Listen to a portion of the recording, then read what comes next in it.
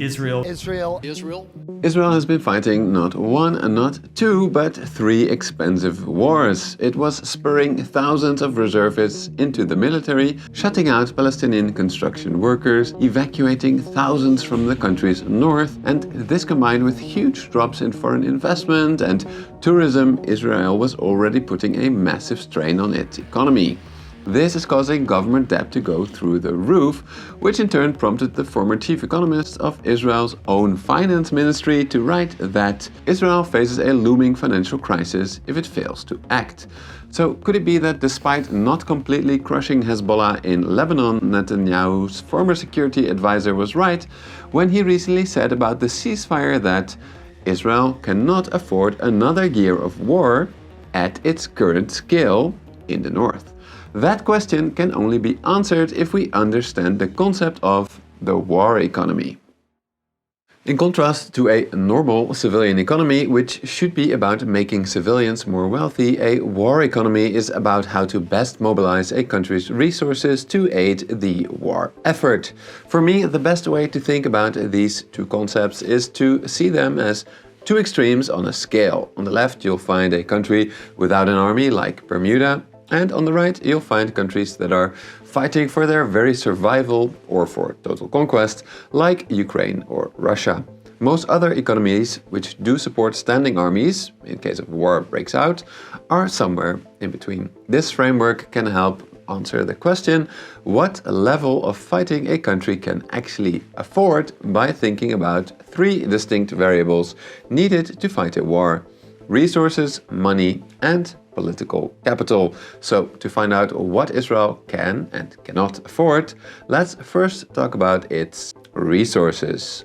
After all, a war economy is about mobilizing resources to fight a war.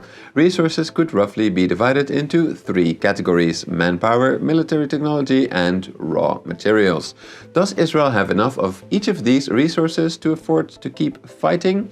First, when it comes to manpower, Israel's position looks really good on paper. It is the only rich country in the world right now that has a relatively young population.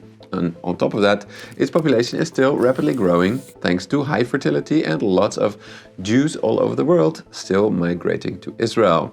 However, even a growing population may potentially not be enough to fight these three wars all at once, as there are lots of reports that both the army and civilian sectors of the economy cannot find enough skilled workers right now. The reason for Israel's shortage of manpower are threefold. First, Israel's civilian economy was already near full employment when the war started. Therefore, every reservist employed to fight in Gaza and now Lebanon is a productive worker lost in the civilian economy. This shortage is already causing wages and prices to shoot back up after the COVID inflation spike.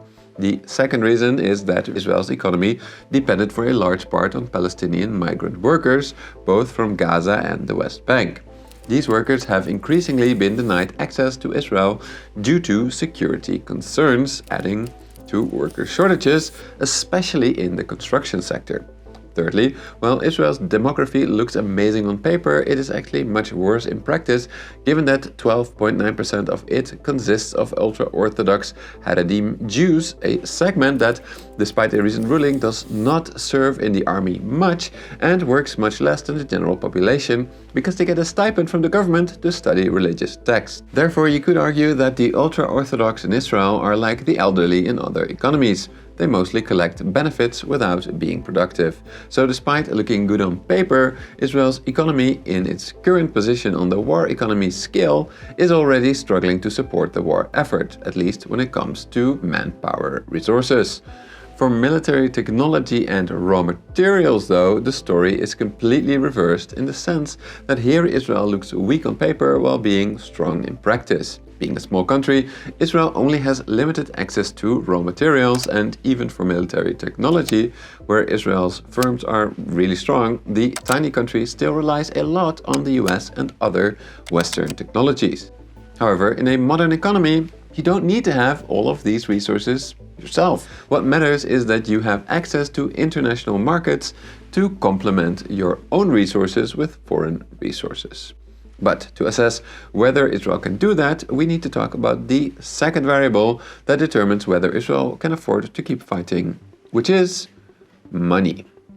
In a modern economy, money is about whether or not you can actually mobilize the resources you need to fight. Here, I think it's crucial to make the distinction between mobilizing national and international resources. To mobilize international resources, you need the global reserve currency, the US dollar. US dollars can be obtained in three ways. The first is by exporting more than you import, the second is by borrowing, and the third, which just so happens to be very important to Israel, given that it is the biggest recipient of US aid ever, is by getting dollars gifted to you, preferably by a sugar daddy that just so happens to issue the global reserve currency. But even if it wasn't for the US aid, Israel is currently just not constrained by access to US dollars. It has a relatively low international debt and can borrow at relatively low costs. But right now, it doesn't even need to borrow because it exports way more than it imports thanks to its massive tech sector. As a consequence, Israel has a massive war chest filled to the brim with US dollars. This means that it still has plenty of room to buy additional raw materials and technology if it wants to keep fighting. Similarly, with low government debt and, globally speaking, still pretty low inflation, mobilizing local resources by borrowing or issuing currency may not seem like a constraint either. However, to me, reports of manpower shortages everywhere combined with rapidly rising inflation in Israel, while it's falling everywhere else, shows that while Israel has enough money, it arguably already cannot afford to fight 3 wars on the scale that it is currently doing. Sure, Israel can attempt to mobilize more people to fight its war, but given that it has already roughly reached full employment, this will only increase inflation.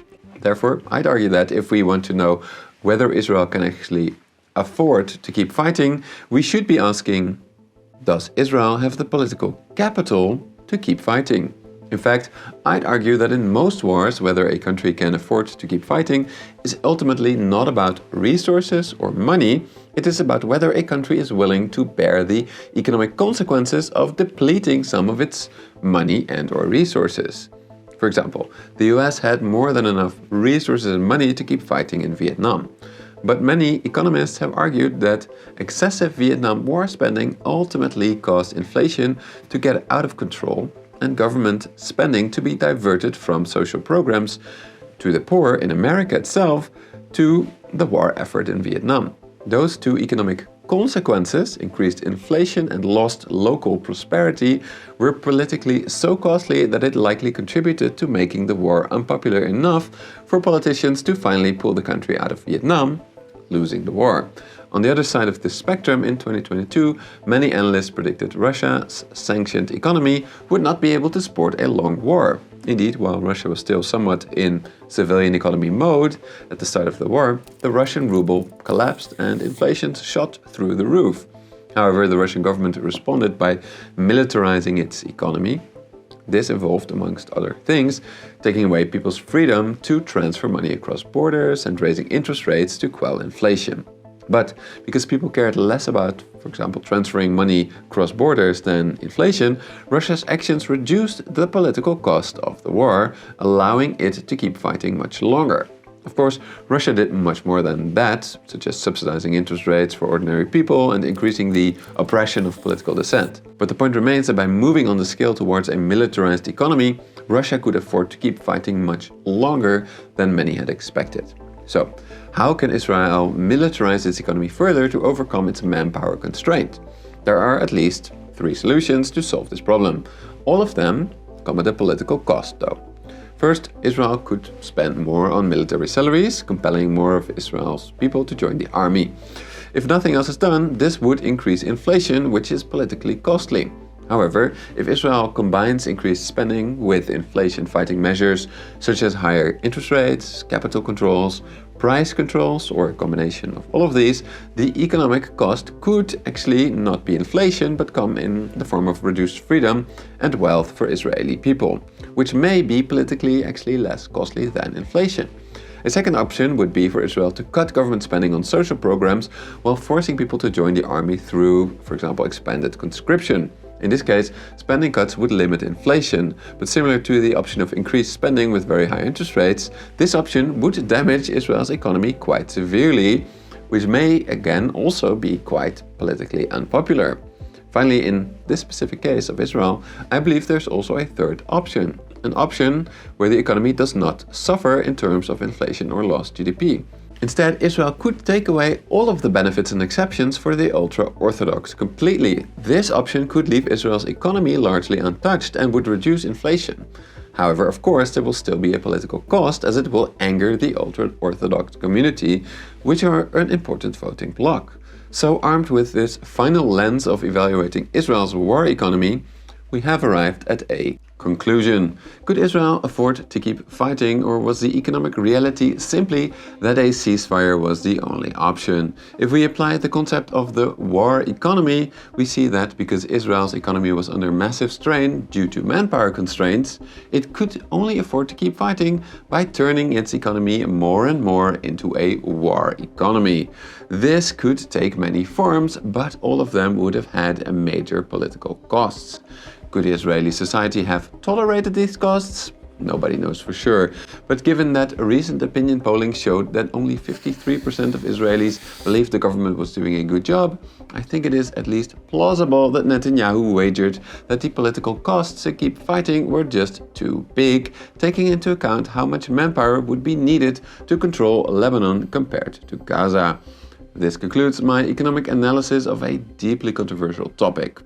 While this war is about much more than economics, I've approached it from an academic economic perspective, rooted in facts first and not expanding the analysis to areas that I am not trained in.